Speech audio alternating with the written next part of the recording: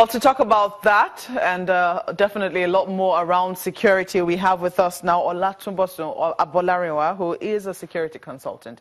You're welcome. Good morning. Good morning. Well, you have heard that report. We've seen right now commissioners of police making the rounds in their different states to traditional rulers and trying to see how they can involve them in this fight against insecurity. What's your take on that? Well, it's a very, very good move to involve traditional chiefs and the general public in popular. I've always advocated that proactive security engagement or endeavor is not something that police can do in isolation. We need to get to the root of the matter. It's a welcome one. Well, it's a welcome development, and I hope that it will be holistic in nature. It shouldn't just be about visiting the chiefs or the chiefs visiting the CP. There should be a kind of semi-project or seminar. There should be some kind of enlightenment of the people of this area. One of the major problems, which is global, about involving grassroots people when it comes to fighting crime or criminality is the fear of revenge by the criminals. If you go to anywhere in the world, you will see police regularly doing one form of workshop or the other, asking people to please help us. The policing of the 21st century is not really based on police going out to arrest people. It always ends up in failure. When you make huge arrests, make huge noise, but there is no evidence to prosecute those people in court, they're going to come back into the society and they will be going after the people they felt as lynched, what's it called? Snitch on them.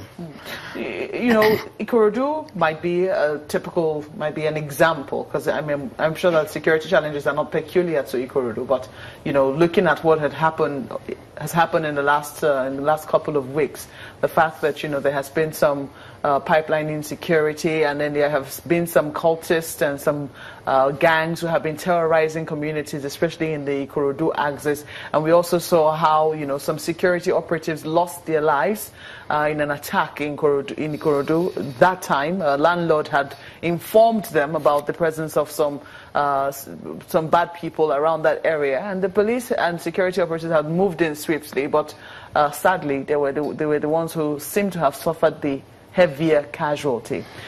Would you say that yes, this link, this appeal for help with the community might be necessary, but do you think that this would have been called for if we had a different policing system? To be honest with you, the policing system we have in Nigeria today is quite different from what we used to have 10, 15 years ago. Okay. So there has been a lot of improvement. A lot of training has gone in. There has been a lot of shift in the way Nigerian police operate. When I say police, I don't mean the NPF alone. I'm looking at the policing authority in total. The army, the civil defense, the Air Force, the Navy. All these people have policing elements. So we have the military police, we have the naval police, we have the air police. All these people are working towards fighting a particular crime. The only thing that seems to be the problem is that when it comes to cooperation of all these units to look at the strategic way by which crime is coming. Let me give you a very quick analysis which I've been making some noise about, and I'm not sure if anybody is listening. There has been an infusion of investment in security in Lagos State recently. A lot of vehicles were bought, a lot of authorities were set up. They set up a vigilante neighborhood watch recently. When that kind of thing happens, you should expect a shift in crime as well. It's not every criminal will want to stay in the city. So what Lagos State have done is that they've invested heavily in the metropolitan and the urban security system. So robbery is not going to be easy in Lagos anymore. There will be patches of robbery, but they're going to shift base to the next easy target. You were talking about cooperation. You were saying something about how cooperation was not easy. We're going to come to, what effect an organization like Neighborhood Watch can have on improving security. But, it seemed you were trying to make a point about cooperation. Now, cooperation. What I meant about cooperation is that Ikorodu, Epe, and all the suburban area are riverine areas. All these riverine areas have creeks and water channels and canals. These canals are not just linked to that environment alone. You can link the world by water from all these canals. Nigerian police force are not equipped to fight on water unless we want to deceive ourselves. We have what we call marine police, but they are not enriched or empowered enough to go into the creek to fight people who are coming in by boat. To come by boat from Bayelsa to commit a crime in Ikorodu or Epe and go back quickly only take 45 minutes by sea. By people who are born in the riverine area, who knows much about the Greek and how to move, and we have more than 200 of them. So if there is a crisis now in Ikorodu or Epe, for instance, you are asking the police to come by road into that place.